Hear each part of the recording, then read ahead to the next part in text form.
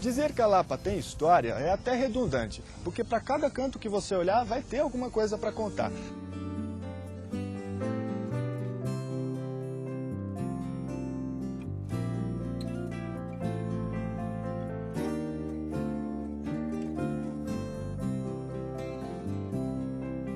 Mas hoje nós vamos conhecer a Casa Museu Joaquim Lacerda, uma construção de 1845 e que foi personagem importante de muitos fatos da cidade. A nossa anfitriã é uma das moradoras antigas do local, a historiadora Maria Tereza Brito de Lacerda, que nós vamos encontrar agora. Vamos chegar? Dona Maria Tereza, podemos entrar? Bem-vinda. Obrigado. Obrigado por nos receber. Na casa que a senhora morou? Ah, não, só que eu morei, mas onde eu nasci, onde nasceu meu pai, onde nasceram todos os meus irmãos, e que hoje é esse museu que vocês vêm visitar.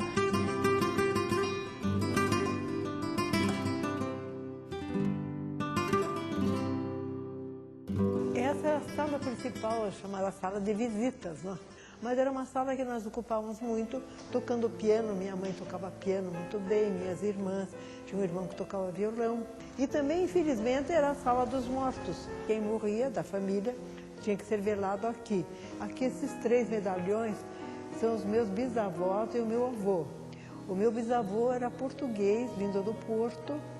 Ele foi primeiro para o Rio. Eu acredito que ele saiu do Porto muito jovem. O pai deve ter o mandado embora, porque Portugal estava muito conturbado com a sucessão, depois que D. Pedro I voltou para lá. Quando ele chegou na região, era 1843.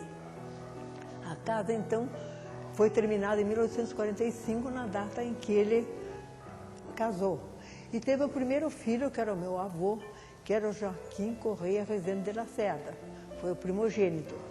O meu avô, Joaquim, ele se tornou tropeiro. Então, esses tropeiros iam nessas longas viagens, imagina, de Sorocaba até Viamão, ida e volta. E o meu avô foi muitas vezes como tropeiro. Quando ele chegou em Passo Fundo, ele encontrou a minha avó Madalena, que está ali, naquela foto. Então, ela entrou na caravana e veio de carroça, em lombo de burro, com 17 anos, casada com meu avô, e nunca mais pôde sair daqui. Aqui ela teve um filho, que foi o meu pai. E essa foto é importante porque é o Joaquim José, que é o português do Porto, pai do Manuel José, e que foi quem mandou o filho para cá. Então, dizia a tradição que ele escondeu uma mão porque tinha 6 dedos. Então, essa foto, quando a gente era criança, os irmãos metiam medo na gente: olha, o velho de 6 dedos vai te perseguir.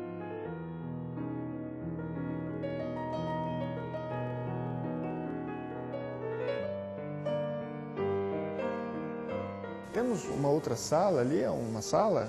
Não é propriamente uma sala, é um quarto que se chamava de alcova, e que se tornou um quarto histórico, uma vez que aqui morreu o coronel Dulcídio. Então precisamos voltar no tempo, na questão do cerco da Lapa, né? Que foi a Revolução Federalista de 1893-94, o coronel Dulcídio estava na torre da igreja, foi baleado, trazido para cá e morreu aqui. O que precisa salientar é que nessa sala depois foi assinada a capitulação da cidade. Então, dentro da história do cerco da Lapa, o meu avô, o Joaquim Lacerda, que ajudava o general Carneiro, que também foi morto, né, durante o conflito, foi assinado no dia 11 de fevereiro, foi assinada a capitulação da cidade. Então, essa casa toda, ela está tombada pelo patrimônio histórico desde 1939, já considerada uma casa bastante importante. É lógico que na época da Revolução, esses móveis não existiam, uma vez que os maragatos depois entraram aqui e carregaram todos os móveis, só ficou um relógio que nós vamos ver ali adiante. À esquerda, nós temos uma peça bastante importante, que é a alcova, mais uma alcova, aqui onde estão 2 oratórios que têm uma história importante. Essa é a imagem de Nossa Senhora do Rosário, que era da igreja. Como eu contei, a minha avó Madalena casou com Joaquim e veio morar aqui nessa casa. Ela não tinha filhos. Um dia passou uma procissão choveu, a imagem entrou na casa e ficou. E cada vez que o padre vinha buscar a imagem, chovia. Então ela fez uma promessa que se ela tivesse um filho, né, ela fez oratório e pediu que a imagem ficasse aqui. Então nasceu meu pai, José Lacerda, que foi o único filho dela. E a imagem ficou para sempre aqui. E a minha avó, o quarto dela era esse quarto onde ela faleceu. Esse aqui era o quarto da vovó, então?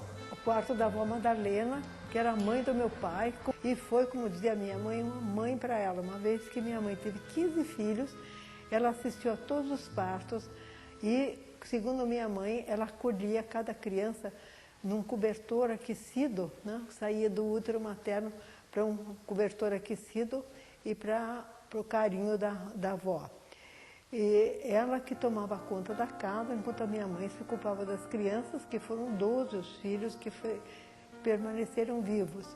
E minha mãe conta, elas deixam ali umas folhas, que a minha avó ela era muito vaidosa, ela era filha de inglês, era alta, loira, de olhos azuis, uma pele muito bonita, que ela lavava o rosto com a água onde tinham pétalas de rosas.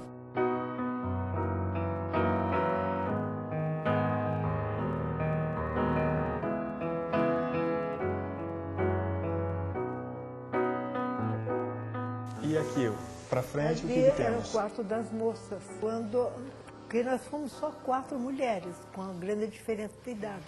Mas eu vim para cá com uns 10 anos, com a minha irmã, que era 5 anos mais velha do que eu, e era o quarto pintado de cor-de-rosa, que seria a cor das moças.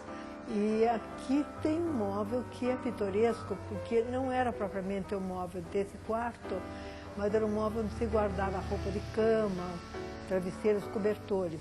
E minha avó e minha mãe puseram recortavam essas fotos, que são fotos de mulheres da Belle Époque, né, do início do século XIX.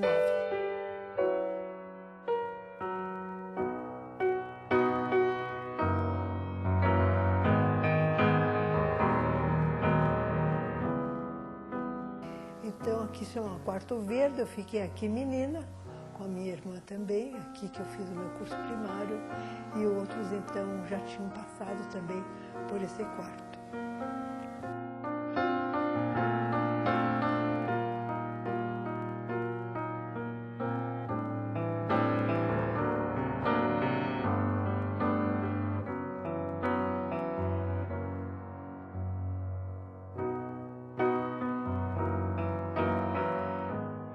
A cama do casal era rodeada pelas caminhas das crianças até que elas tivessem condições de passar para o quarto vizinho, né? Então, eu nasci nesse quarto e meus irmãos também nasceram aqui. Tem algumas peças que são típicas da época, isso que se chamava lavatório, né? Que tinha lá também no quarto da avó.